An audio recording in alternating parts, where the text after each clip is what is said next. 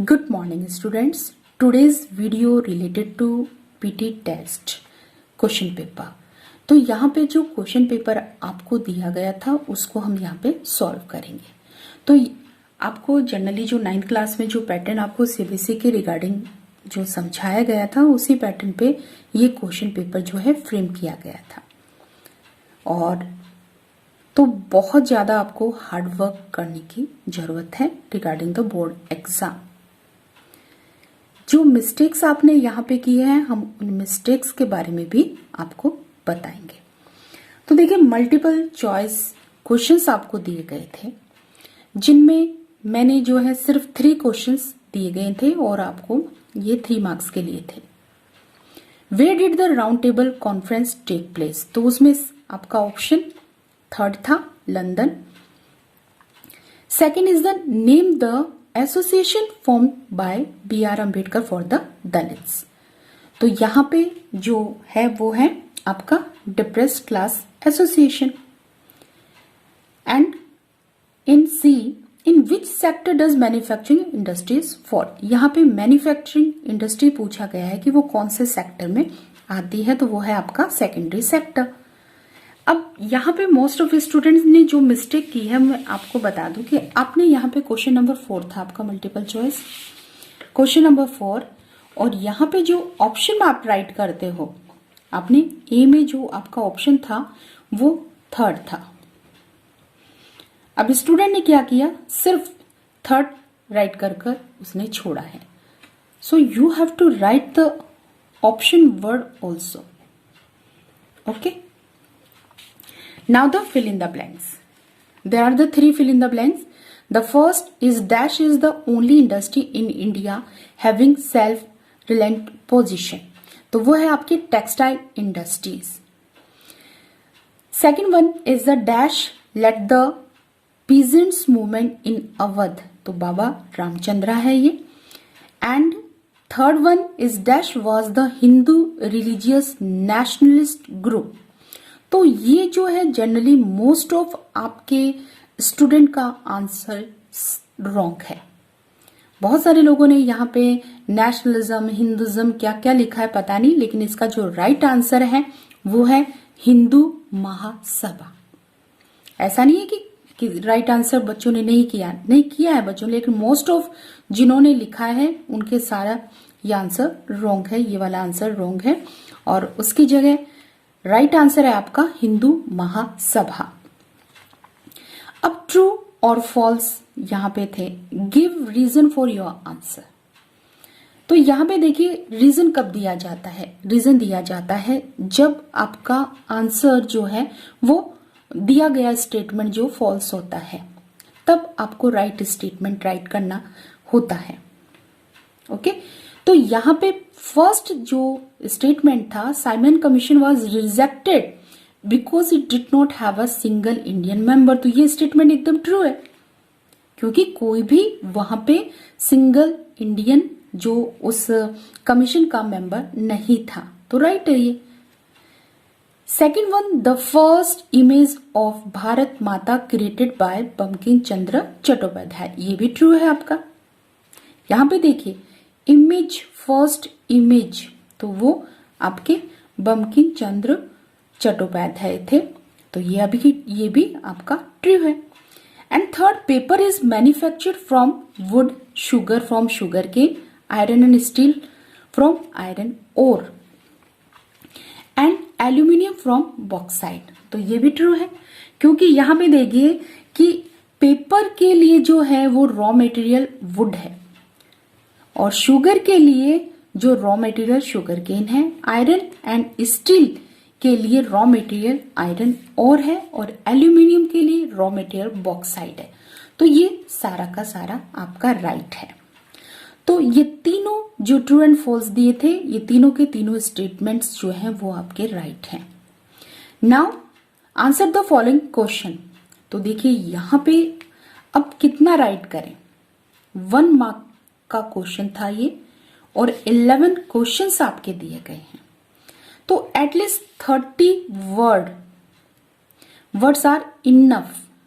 Otherwise आप 3 sentence right कर सकते हो और यहाँ पे 2 या 3 क्वेश्चन ऐसे हैं जिनको यहाँ पे पूछा गया है कि हाँ आप इतने पॉइंट्स में उनको राइट करो, तो उसके अकॉर्डिंग आप आंसर दीजिए। How did Mahatma Gandhi declare the civil disobedience movement? तो दांडी मार्च के बाद में जो उन्होंने सॉल्ट लॉ था उसको ब्रोक किया है, और वहीं से आपका जो है सिविल डिसओबीडियंस मूवमेंट स्टार्ट है, declare by the Mahatma Gandhi. Under whose leadership Congress Lahore session of 1929 took place? तो यहाँ पे Pandit Jawaharlal Nehru. What does the sense of collective belonging mean? तो sense of collective belonging means feelings towards our country. Mention some icons and the symbol that were used for unify the people. तो यहाँ पर हम national flag use कर रहे हैं, अब भारत माता है, खादी है, ये सब क्या है? आपके फोकलोर हो गए, पेट्रियोटिक सॉन्ग हो गए, ये सब यूज किए जाते हैं। Okay, where was the most manufacturing units located in the pre industrial period? तो यहाँ पे देखिए सी पोर्ट पर वो इंडस्ट्रीज थी, तो यहाँ पे आपका महाराष्ट्र हो गया, Mumbai, Kolkata, Chennai. Okay, now what are the problems of cotton textile industry in India? तो सबसे बड़ी जो इसकी प्रॉब्लम है वो है आपकी competition with synthetic fibre. Okay, और यहाँ पे आर है तो आप जो है 2 प्रॉब्लम 2 या 3 प्रॉब्लम्स उसमें राइट कर सकते हो। आपका इंटरनेशनल मार्केट में इसका हैवी कंपटीशन है, प्लस सिंथेटिक से ये कंपटीशन है, raw material regarding old machinery, ये सारी इसकी प्रॉब्लम है। Why is iron steel industry known as the basic industry? तो यहाँ पे आयरन स्टील इंडस्ट्री को बेसिक इंडस्ट्री इसलिए बोला जाता है क्योंकि अदर चाहे से वो मीडियम हो, हैवी हो, लार्ज हो, सारी इंडस्ट्रीज जो है अपने मशीनरी के लिए डिपेंड रहती है किस पर? आयरन एंड स्टील इंडस्ट्री पर। And the objective of the national jute policy 2005, तो 2005 की जो नेशनल जूट पॉलिसी है उसमें क्या था कि फार्मर को मोटिवेट करना कि वो जूट ग्रो करे, प्लस जूट का उसे जो है अच्छा प्राइस मार्केट में मिले। ओके, तो यहाँ पे ये ऑब्जेक्टिव है। Classify industry on the basis of the ownership with the suitable example. यहाँ पे ये वाला जो क्वेश्चन है, अब देखिए ओनरशिप बोला है तो आप यहाँ पे जितना उसका डिवीजन दिया गया है उतना तो आप कीजिएगा ना। आपका प्राइवेट है, पब्लिक है, जॉइंट सेक्टर है, प्लस आपका कोऑपरेटिव है, तो इट मीन्स 4 पार्ट में ये ओनरशिप के बेसिस पे हमारी जो है इंडस्ट्रीज डिवाइड की गई है। तो बहुत सारे स्टूडेंट ने क्या किया, सिर्फ 2 पार्ट्स यहाँ पे राइट किए, पब्लिक एंड प्राइवेट। तो ऐसी कंडीशन में उन्हें यहाँ पे हाफ मार्क्स ही दिया गया है। Why did Mahatma Gandhi decide to call off non cooperation movement? अब बहुत सारे स्टूडेंट ने राइट कर दिया है कि नॉन कॉपरेशन मूवमेंट को कॉल ऑफ के पीछे जो रीजन था वो था कि बहुत सारे प्लेसेस ऐसे थे जहां पर जो क्राउड था, जो भीड़ थी, वो जो है अपने जिस मिशन को लेकर वो चलती थी उस मिशन से अलग वो चल पड़े हैं। लेकिन यहाँ पे जो मेन रीजन आता है वो है आपका चोरा चोरी इंसिडेंट। ओके, तो यहाँ पे चोरी चोरा जो इंसिडेंट है उसी के चलते गांधी जी ने जो है नॉन कॉपरेशन मूवमेंट को कॉल ऑफ किया है।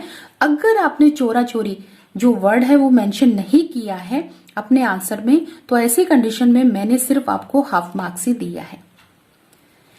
Agriculture and industry are not exclusive to each other, justify the statement. तो यहाँ पे बहुत सारे स्टूडेंट सिर्फ एक सेंटेंस राइट किया है कि एग्रीकल्चर जो है वो इंडस्ट्री को बूस्ट प्रोवाइड करवाता है, लेकिन यहाँ हमें दोनों आपको बताने हैं कि एग्रीकल्चर जो है वो कैसे इंडस्ट्री पे डिपेंड है और इंडस्ट्री जो है वो कैसे एग्रीकल्चर पे डिपेंड है।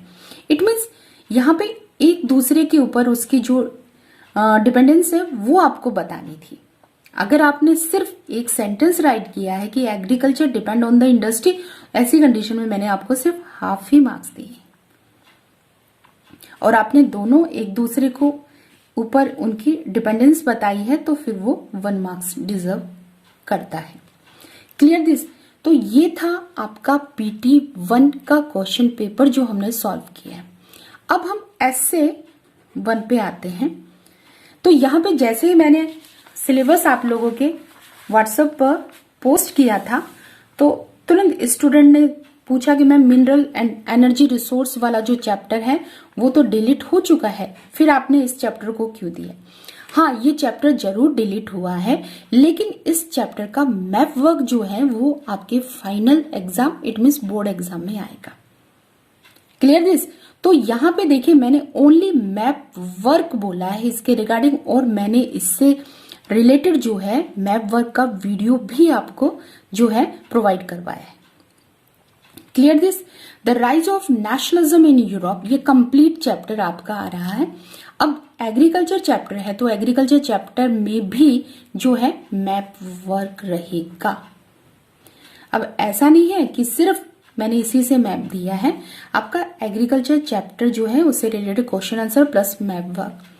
अब lifeline of national economy plus map work. Okay, तो इट मीन्स ज्योग्राफी के जो आपको 3 चैप्टर दिए गए हैं, जिनमें से chapter 4 agriculture, chapter 7 lifelines of national economy, दोनों चैप्टर का थ्योरिक पार्ट प्लस मैप वर्क दोनों आएंगे। और यहाँ चैप्टर 5 में मिनरल एंड एनर्जी रिसोर्स में आपका ओनली मैप वर्क दिया जाएगा। Clear this? तो ये आपका हिस्ट्री और जियोग्राफी का सिलेबस है। Okay, thank you.